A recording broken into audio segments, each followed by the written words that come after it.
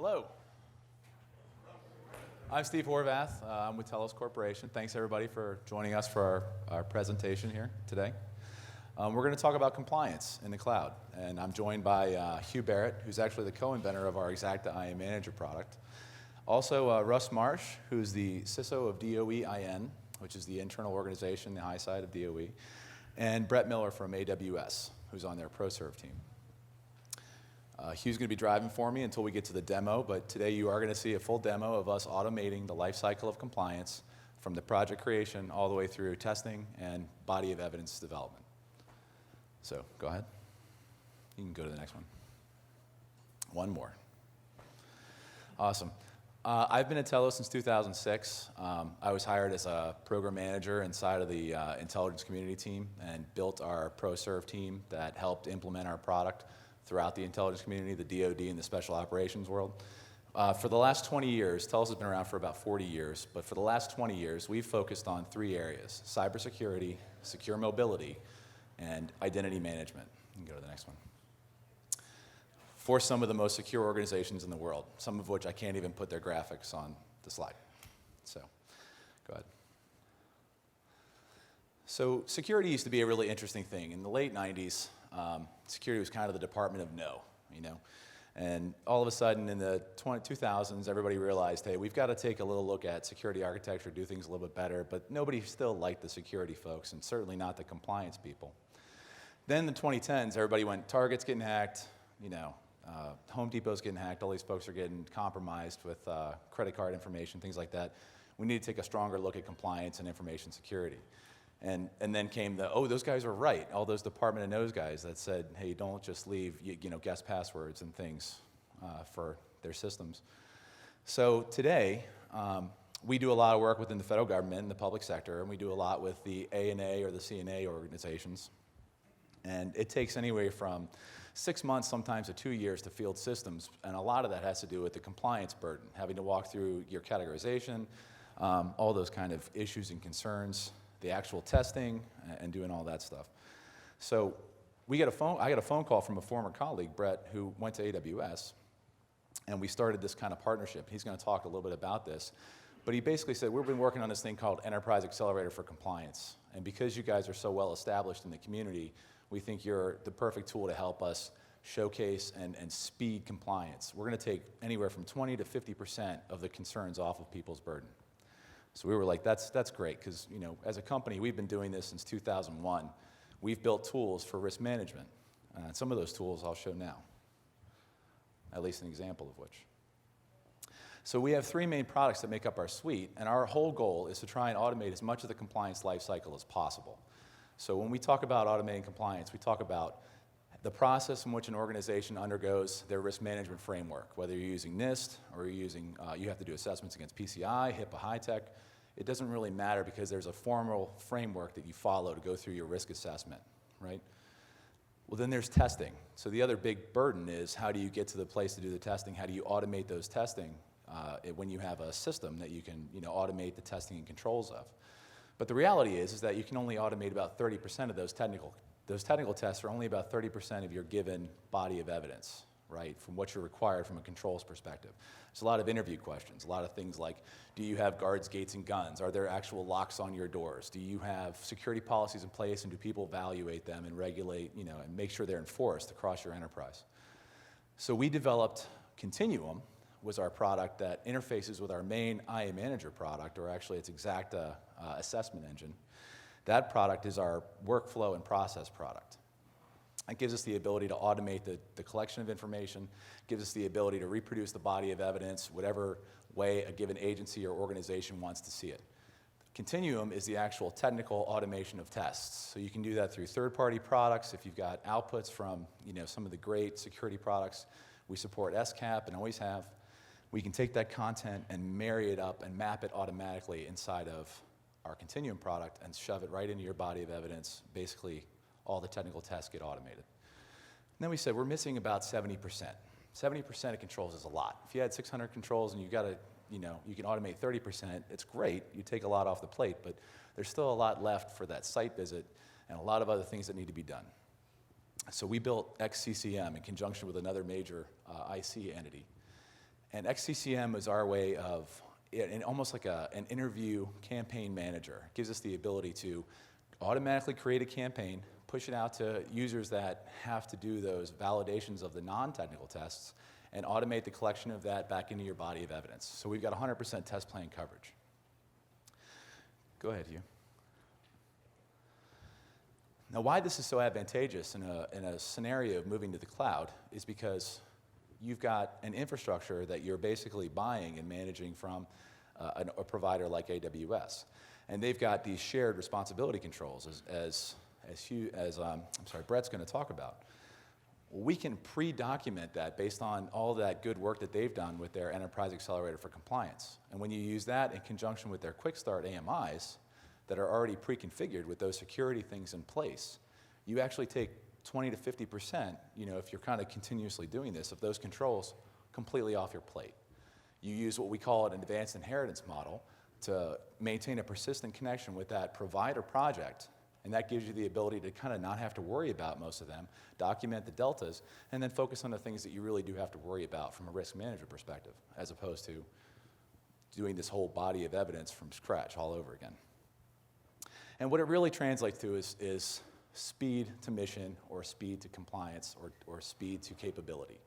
Instead of spending all of your time worrying about getting your test scheduled, getting your body of evidence done, making sure the AO is happy with it, we streamline that entire process, and then we present that body of evidence for authorization or for your risk assessment or security assessment. Go ahead. And so with that, I'd like to introduce Brett Miller. Brett's going to talk about Enterprise Accelerator for compliance. All right. Welcome, guys. Good morning. Thanks for coming. My name is Brett Miller. I am a professional services consultant here at AWS. And for the last year and a half, I've been traveling around the public sector and hearing a lot of patterns coming from customers. And compliance was hard in the olden days, and it still continues to be a challenge. Does anyone agree with that statement? Absolutely, right? AWS keeps releasing all these awesome new features, but at some point, all those features and all those configurations have to make themselves into the documentation, which has to be submitted to an authorizing official. Has anyone gone through that process? Is it fun? Probably not. So what we decided to do here at AWS was since we have a lot of APIs and we can create infrastructures from code, why can't we create infrastructures that not only meet all the best practices that you see in all of our white papers, but also will help you meet a lot of your NIST controls or PCI controls or NIST High or whatever it may be, and then you can just use these templates, and then you'll pretty much self-document your system.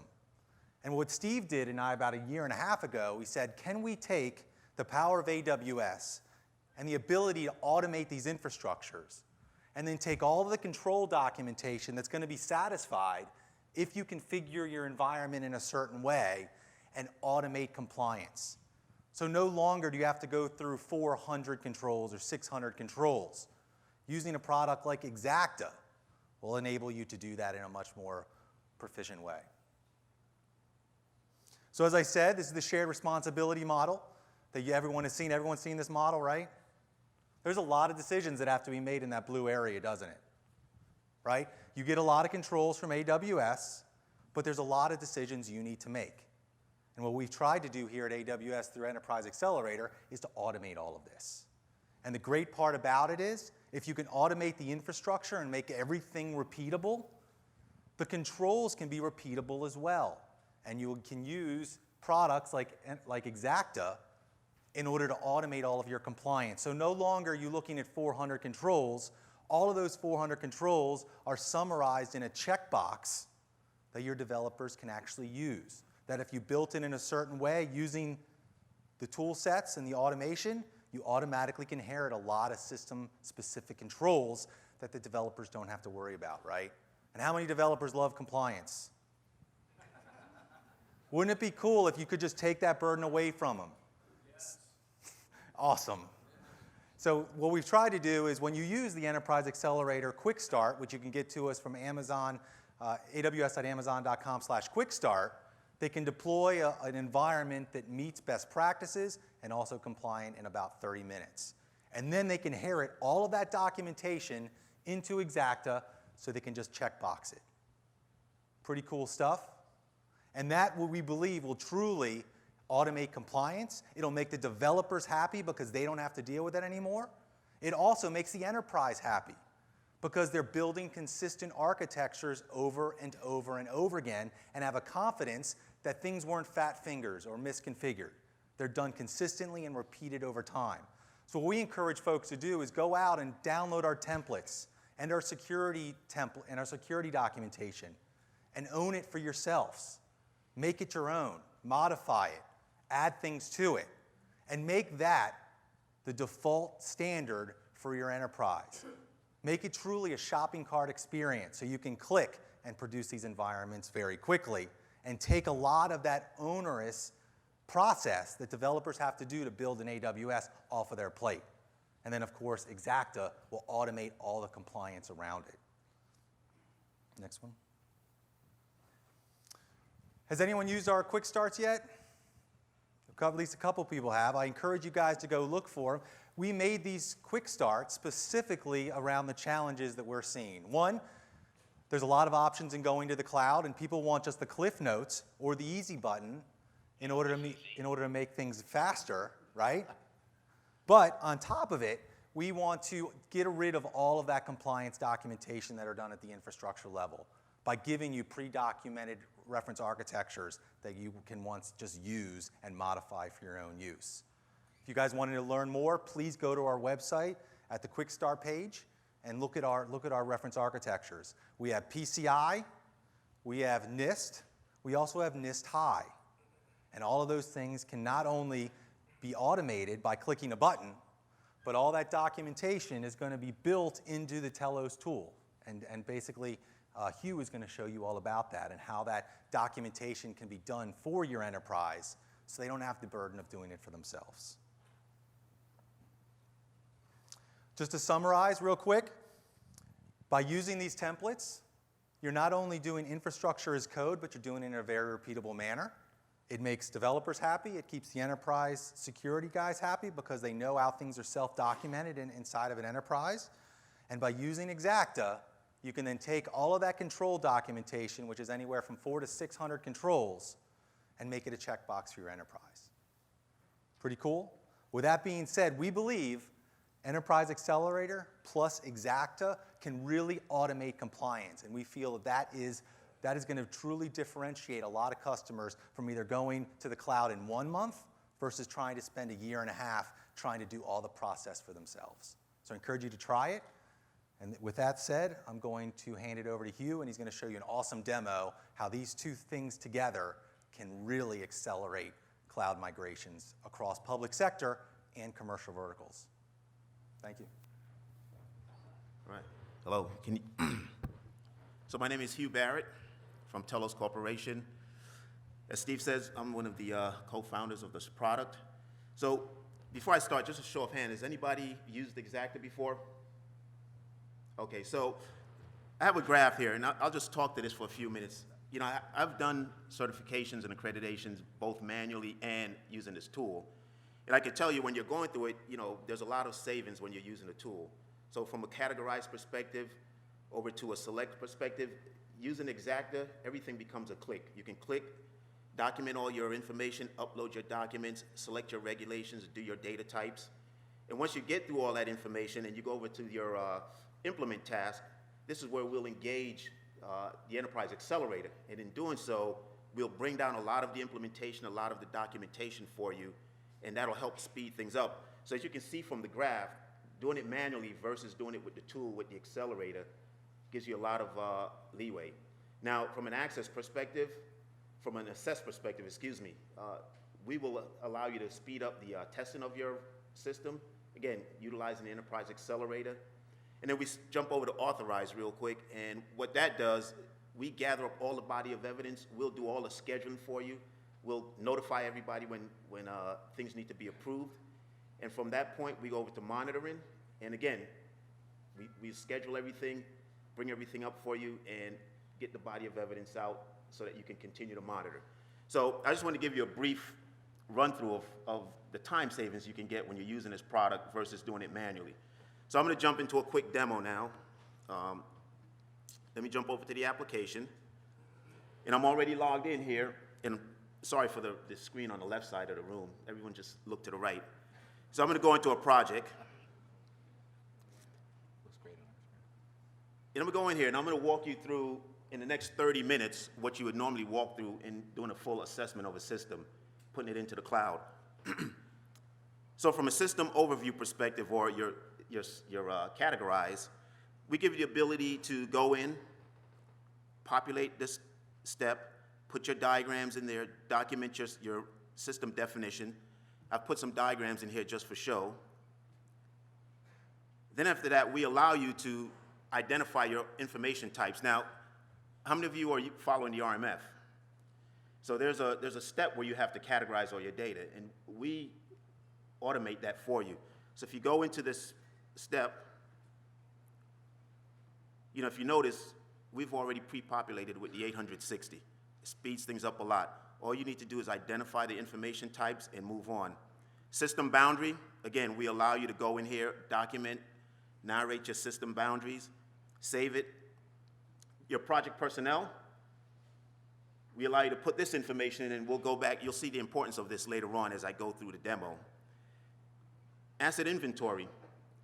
Steve mentioned our Continuum product. If you have an asset inventory, whether it's cloud-based asset or on-prem, you can hit our import button, and you can bring this asset list from our Continuum product. Now, our Continuum product will import assets from things like ACAS, Nessus, Qualys, Symantec, McAfee, all the third-party tools out there that does asset management or vulnerability scanning. We'll bring that information in right into our product, mark it as testable. When you mark it as testable, that means we will generate a test plan for you to go out and test that. Right? And a lot of these things that I'm talking about, how many of you have had to do a CNA manually or an ANA manually? All right, so you understand some of the hard work that goes into preparing all this and aggregating all this data. The next thing we talk about is ports, protocol, and services, something that you need to document. A lot of people don't, but you have to document it. Interfaces, data flows, and so on. Then we jump down to the next task, where I'm going to talk about the security control configuration. So the first thing you see here is your system objectives, right? Your CIA values. We automatically detect this for you because previously you went in and you talked about your information types, right? Then you have your control set. Now, this little mock-up accreditation I'm doing, I'm using the 853. But if you notice, there is the 1253 for the Intel folks. There's COBIT, there's COBIT 12. You can pull in FedRAMP if you choose. We have the 27002 from ISO. There's the 866, which is HIPAA. There's PCI DSS, there's SANS Top 20, and we have about 234 other regulations. So when you buy this product, there's a library of regulations. If there's a reg out there that you use, we probably have it. Then we have the ability for you to engage overlays, and this is probably something that's more specific to US government folks, but we do have all the overlays. I've shown you a couple of examples of some of the unclassified overlays which happen to deal with privacy, but you can engage any of the overlays that we have. If there's confliction with the overlays, we have a page for you to deconflict those overlays as well. And then we'll go into control implementation. And when you get to control implementation, this is where we'll start to engage the Enterprise Accelerator for compliance. So what we have done, we have taken all that information that Brett was talking about just now, and we have tweaked it, modified it, and put it into our product as an inherited control library. So I'm just going to open up a project, a control real quick. If you open up this control, if you notice there's a few things in here. We ask you to document the responsible entities. You can also specify the actual individuals who are responsible for the controls or the control owners. We ask you to talk about the implementation, estimated completion date, and notes. Right, so keep your eye on this one. This was AC2. Typically, you would have to go through and fill all this information out. You would go out to AWS site, you'll grab the Enterprise Accelerator for compliance, you'll flip through the document or the spreadsheet, find the control you want, bring it in here and document it. So what I'm going to do now, I'm going to tell the application that I need to inherit some controls. So I'm going to inherit, and I'm going to pull up the two versions of Enterprise Accelerator that I have on my laptop. One of them is for the CNSS 1253, And for those of you who use the CNSS 1253, we have it broken out into the extended version, which is the 1400 control version, plus the base version, which is 965 version. And then we have the base NIST. So I'm going to go in here. I'm going to start inheriting a few controls. So I'm going to grab this one. Actually, I'm going to grab them all so you can see them. And I tell you, this will save you a lot of time. Because what I'm doing now in selecting these controls, you would typically be flipping through a spreadsheet or a PDF document, trying to determine which control is the controls that you can inherit and which ones pertain to your system. So I'm going to bring these down right now as hybrid. And the term hybrid and the term shared, synonymous in what I'm talking about. So I'll hit save. So what we're doing now, we're going up to the common control library and we're pulling out all of the controls that we're going to inherit. So I'll close this up. And if you notice, here was the AC2 we looked at before, right? I'm going to go back into AC2, and if you notice, there's still a responsible entity. Here are the control owners. Here's the implementation. Remember, it's a shared control, so there's shared responsibility. So I still have to put my implementation in. But if you go down here, based on what AWS, with the Enterprise Accelerator is telling us that, you know, I'm using the application stack and I'm using the IAM stack, and here are the implementations and best practices for that. So we bring all of this in for you. So that saves you the time of having to document it. We also point out the parameters that you need to go and look at to validate how these JSON files were set to see what values are in there. Right? Then I'm going to go back. I'm going to inherit some more. Because what I'm going to inherit now are the common controls. Right? And the common controls, from an AWS perspective, are your PEs, right? Your physical controls, MP for media protection, some of the MPs and the MAs. Right? So I'm going to inherit those right now, and I'm going to bring those down as fully inherited, and I'm going to show you the difference in a second. Right? So I just brought it down, and I'm going to filter on some PE controls, because those are the easiest ones to talk about. But if you notice, here's the physical control. I'm going to go into it again, and if you notice, there's nothing to enter, right? It's a common control. This control is fully handled by the AWS infrastructure. Nothing you have to do other than just engage it, bring it into your project. We will then put it into your SCTM. We'll put it into your SSP. We'll put it into your RAR, your SAR. Anywhere it needs to go, we will take care of that documentation for you. So let me move on. So here's an SCTM that I'm going to publish. Right? This is the first document we generate. Now, how many of you have created an SCTM? So I can tell you I've done them as well, and depending on where you are and how big your project is, this could take you 2 to 3 weeks to generate this SCTM sometimes. Anyone takes longer than 3 weeks? Okay, so here's the SCTM I just published. I put the Telos logo on there, and little shout out to IAM Manager and Amazon. And there's your document. No typing necessary. And we'll generate everything you need. The control ID, the control title, the test, the control owners, whether it's implemented, whether it was part of the baseline, whether you tail it in or it came in via an overlay. And if you publish this post-testing, we'll actually tell you the results and the tester's notes. So you can publish this pre-testing and post-testing as well. But I tell you, it took us roughly about 30 seconds to generate this document. So when you talk about savings and expediting your A&A process, we took your 3 weeks and converted it to 30 seconds.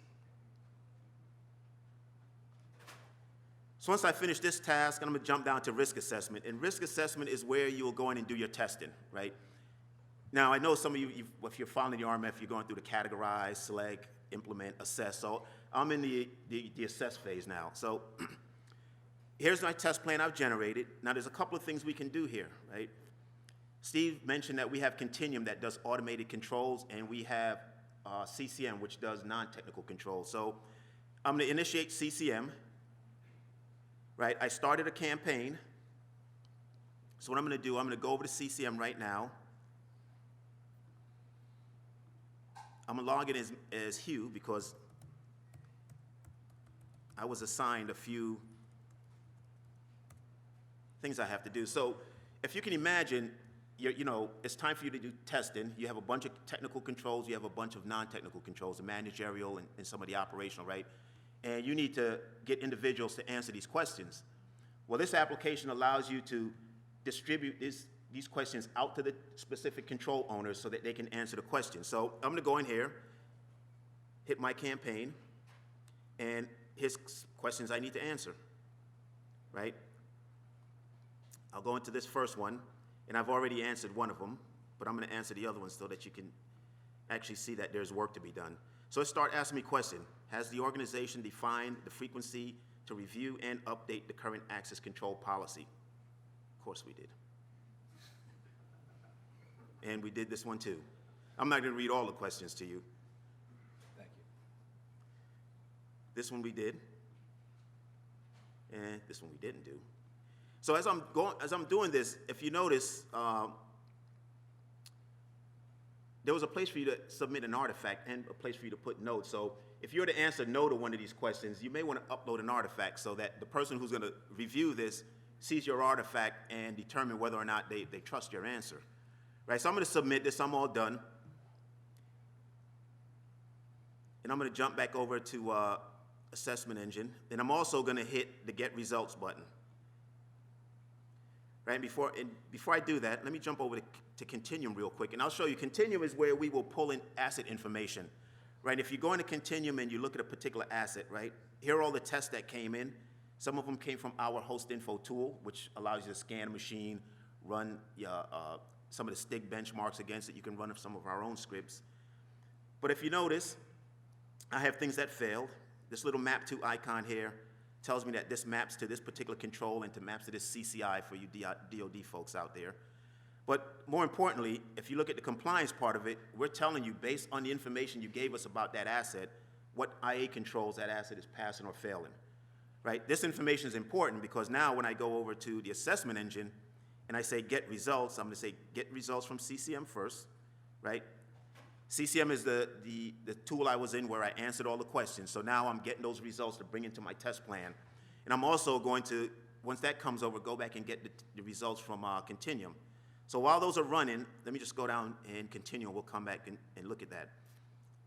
So I get into my risk assessment. Now, this risk assessment page shows you all of your risk elements, right? And a risk element is the result of failing a test.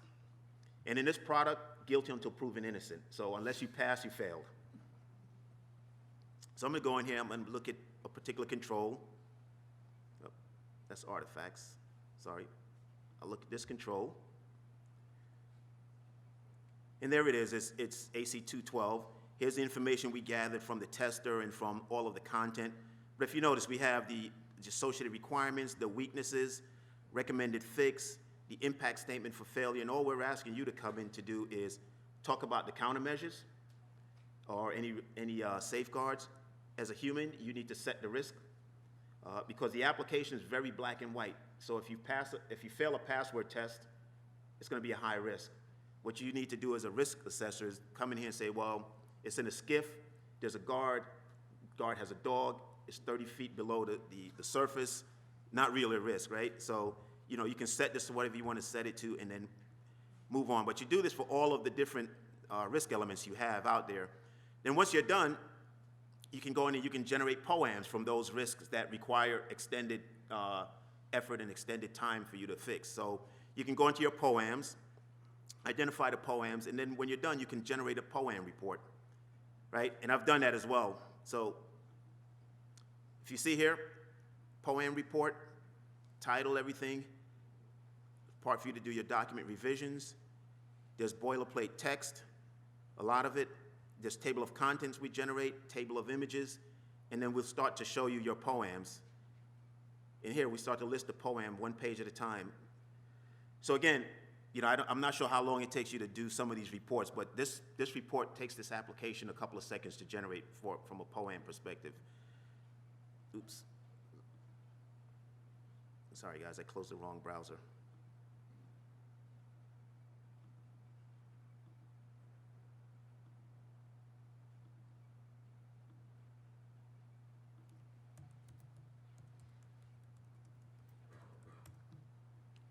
And even when you do a mistake like I did, everything is still saved. So let's go back to risk assessment.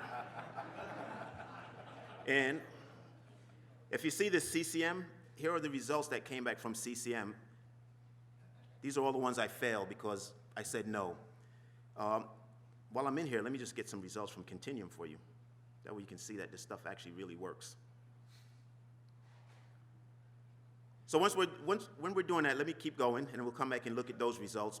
But from an SSP perspective, we give you the ability for you to modify the SSP. But again, I'm just going to show you the published SSP document. And what you got to notice in this SSP, if this is a mock-up assessment I'm doing. I didn't really type in a lot of stuff, but I mean, just take a look at how much we generate from an SSP perspective for you, right? So here's my document revision. Here's the text, and this is text that I entered. Right, here's the diagram you saw from the first step when I went in and uploaded the diagram. Here's my picture of my VPC, and so on and so forth. And here's the table of content. So, we will generate a 600-page SSP in about 45 to 50 seconds just by you entering it. So, I mean, I assume everybody in here has used TurboTax, right? Think of this tool as the same way. You're entering information, but instead of getting a 1040, you're getting an SSP and a SAR and a RAR and a SCTM, and you don't have to pay taxes. All right, so here's the document. Here's the equipment. Here's the responsible control owners showed up. And again, everything comes in the way NIST said it should be. So if you're doing ISO, the documents we produce are ISO documents. If you're doing COBIT, we'll produce them in a COBIT format. Matter of fact, the way we generate documents, you can modify and tailor how you want this document to look. So if there's a format that you're using in your shop, we can mimic that format identically. So like I said, I want to jump back and go here real quick.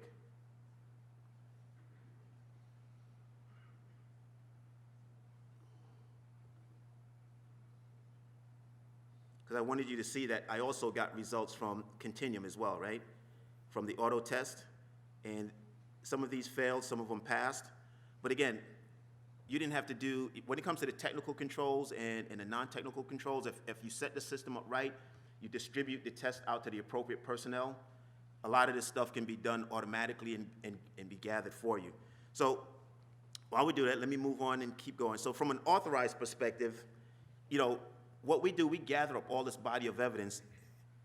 We have something called My Approvals that will allow whoever is doing the approval to just log on, look at all the body of evidence, look at the recommendations from previous steps, and determine whether or not they want to grant the ATO or grant an IATT, for instance. But here are all the documents, and if you look at it, some of these documents were so small. I mean, the POAM it didn't even take a second to publish the POAM. But if you look down at the security plan, it took us 5 seconds to generate that document. I did now, don't get excited about this because there's not much in the document. Your document may take a couple of minutes to generate if it's, excess of, 600, 700, 800 pages, 1,000 pages. So once you have this information, you pass this on to your AO, and that person will go out there, look at all this information, and do the approvals for you. The other thing is that all the approvals and all of the signing of the document can be done online if you're a PKI or if you're a CAC-enabled site, or if you have PIV enabled, all these digital signatures can be used to sign the documents. You don't really have to print any of this out. Now, before I end, I just want, from an enterprise perspective, and you can use this product to do one assessment, you can use it to do 10 assessment, you can use it to do an enterprise. So, what I want to show you, because we're looking at it from a perspective of just one project, but if you look at our dashboard, for those of you who have it or will be using it from an enterprise perspective, we have this dashboard that will go out and gather up a lot of the statistics and a lot of the metrics from what I have just done across the 3 projects and bring it to one standard dashboard. And this dashboard can be accessible from an executive perspective so that they can just get a quick view of what's going on. But from a practitioner's perspective, if you just want to look at a couple of reports, like a compliance report, you can run that right within the tool as a user of the tool, and we'll generate a compliance report and show you how many projects you have out there, how many controls were levied against that project, what percentage you're compliant, what percentage you're not compliant, And every one of our reports, you can drill down to the actual subject that's causing the issue or giving you the praise, whichever one it is, right? So that's about it. That's a wrap up for what I'm doing. What I'm going to do right now is just introduce Russ, and Russ will walk you through. Yeah, pretty cool, right? Right? How long does this normally take in traditional environments? Months, right? Actually, our internal statistics say, through an informal data gathering process, that the normal A&A process takes 9 months. And how much do you think that costs an A&A just the A&A, not the engineering, but just the authorization part, is roughly $250,000 per ATO. That's not even the engineering that goes behind it. Right. Imagine what happens when you take the automation and the consistent rollout of enterprise architectures, production ready, in the matter of 30 minutes, and then take all of that CNA documentation and pretty much have a lot of it done for you in the matter of minutes. Right. That kind of revolutionizes, in my opinion, the way that we can push systems out faster, more secure, more consistently, and embrace the cloud at a much faster rate. So pretty exciting stuff. So I just wanted to throw that in as well. You got to hit the button again if you're going to do. That was easy. There we go. There we go. All right, Russ. All right, thank you guys. Just so we're all kind of on the same understanding here, when you say Department of Energy, there's a lot of different offices within the Department of Energy. I am just from the Office of Intelligence and Counterintelligence. The area I'm kind of responsible for, there's 30 plus FISMA reportable systems across over a dozen different locations in the United States. Those range from an enterprise system to a grouping of standalone, potentially workstations or servers. When I took over as the CISO a few years ago, I told my folks there was 3 things I wanted to make sure we were doing. Everything we did, we needed to make sure we were efficient. Everything we were doing, we needed to make sure was defensible, and everything needed to be verifiable. Efficient, we just don't have the budget, resources, people, you name it, to go through a very long manual process. You can either cut corners or you spend a whole lot of time getting everything done. So one of the things we've recently done is gone through those controls, and we've identified controls for a location that are not dependent upon the system, as well as controls that apply to everything across DOE-IN. So those controls for a location, we've come up with approximately 700. Those 700 controls we've pulled out, they're going to get approved separately, and every time a system goes through an accreditation process, they'll be able to inherit those controls rather than to have to go through and even use Xacta, go through those same questions again. They're just going to be imported. Hugh showed you how to do the hybrid controls. We go in, we just inherit them, and they're done. Defensible.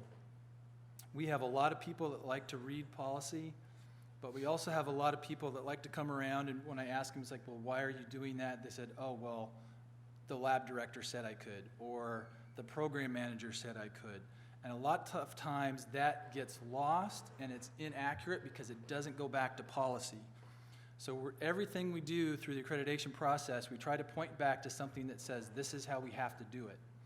The Xacta assessment engine helps us to do that. And one of the nice things about it as well is when those policies get updated, a new rev comes out, we don't have to read through that whole policy and go, oh, this has changed, this went away, here's something new.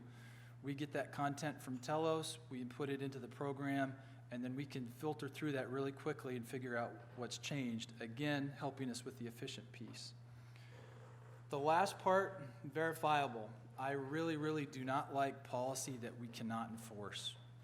We're currently going through the process of implementing the Xacta continuum process so that as the system goes through the accreditation process, that equipment, we're going to have that baseline configuration, that baseline understanding of what it is. We're going to use a variety of other tools to monitor that STIG for the initial test, but also then at a much more frequent period, check those controls over and over and over. So if something does change in that technical environment, we're going to know right away. In our environment, we have a lot of research and development, really smart people, and a lot of times they'll have those conversations with me and they'll say, hey Russ, I want to do X, Y, and Z. And I'll say, well, no, you can't do that. And they're very technical and really smart, and they go, yeah, I can. All I got to do is take that RJ45, throw it into this router. It's like, no, guys, you understand. Technically, yes, you can do that, but by policy, you can't. And so sometimes when these folks, again, going back to my previous thing, defensible, if the wrong person is telling them they have authorities to do something, we find out people have been moving stuff on the network. Xacta Continuum is going to help us kind of monitor those technical implementations to make sure they don't change and they're consistent with what we've set forth in policy. So with that, we have about just under 5 minutes to handle any questions. Yeah, I think so. Or you guys, I can break dance for everybody. But if you want questions, we can do either way.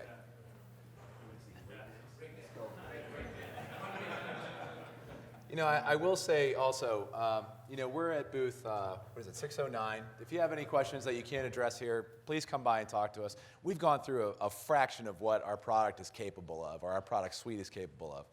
And we didn't even really touch on the fact that we maintain like persistent connections with these hybrid controls or these inherited controls. So it's not just hey, we documented it and now it exists in 2 different bodies of evidence. There's actually a persistent connection so that if one system becomes compromised or there becomes risk in one system, it actually automatically notifies anybody that's consuming that control, which is really valuable and advantageous. Question?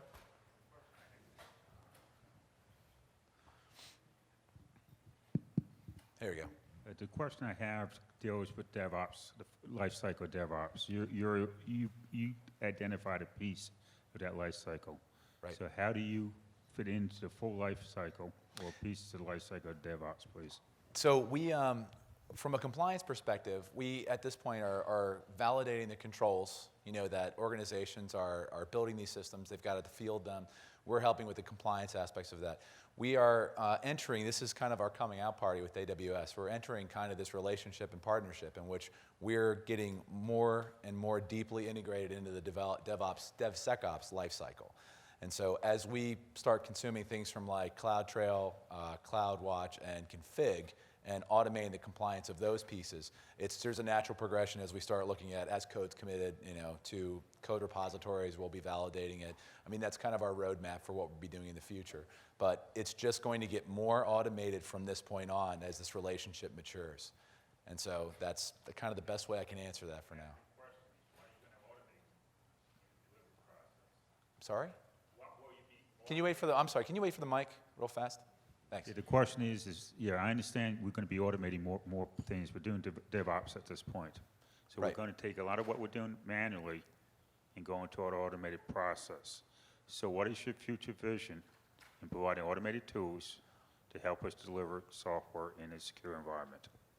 Again, it's about integrating with these organizations, and it's about integrating with those DevOps modules, right? So as folks are moving to more of this code commit, and Brett can probably speak better to this than I am because he's organized, his team and the ProServe team is working a lot with DevOps and all those kind of things.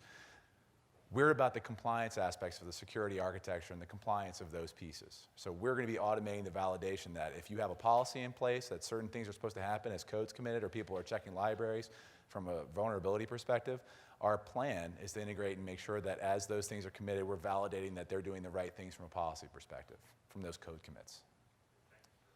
No problem. Anybody? We've got about a minute and a half left. So you mentioned persistent connections. So I was wondering, how do you, I missed the first few minutes, so maybe I missed that part. But if you have like Nessus scans and stuff like that, how does that get pulled in? Or do you have to manually upload an XML file, or what happens there? You want to, yeah, go ahead. Yeah, so from a Nessus perspective, there's several ways you can do it. You can manually upload it. It depends on your network and if you're in an enclave or not. Or you can have Nessus actually put all those scans into a particular directory, and we will pull that directory and pull them in for you automatically, which is something that is being done now at one customer. So Nessus has that capability, and we have that capability as well. We spoke to them a few months ago about actually having a direct connection to Tenable, now that Tenable and us don't look at each other as competitors. So that's still on the table, so you may see that in the future where you'll just identify us to Nessus and we'll pull information right from their database. Almost automatically, yeah. Yeah, the persistent connection I was referencing also is about that inheritance model. So I've heard other people talk about inheritance, and we can inherit controls from a project that's already been done. But once you've documented it, it kind of goes in a filing cabinet somewhere, and you lose the ability to say, well, wait a minute, if this authorization service that we accredited that's now providing this set of controls out to a whole bunch of projects or servers inside of an agency has a problem or has some availability issues or enters some sort of risk, how does everybody find out, right? Where's the notification? Our system maintains that state and lets you know, hey, risk has changed on a provider project. Everybody that's consuming it gets notified, hey, you should be cognizant of the fact there's greater risk in this system you're inheriting. And that's kind of the reference I was talking about. And I think with that, we're out of time. So like I said, please feel free to stop by our booth. We're looking forward to talking to anybody who has any questions. And thanks for coming to the conversation.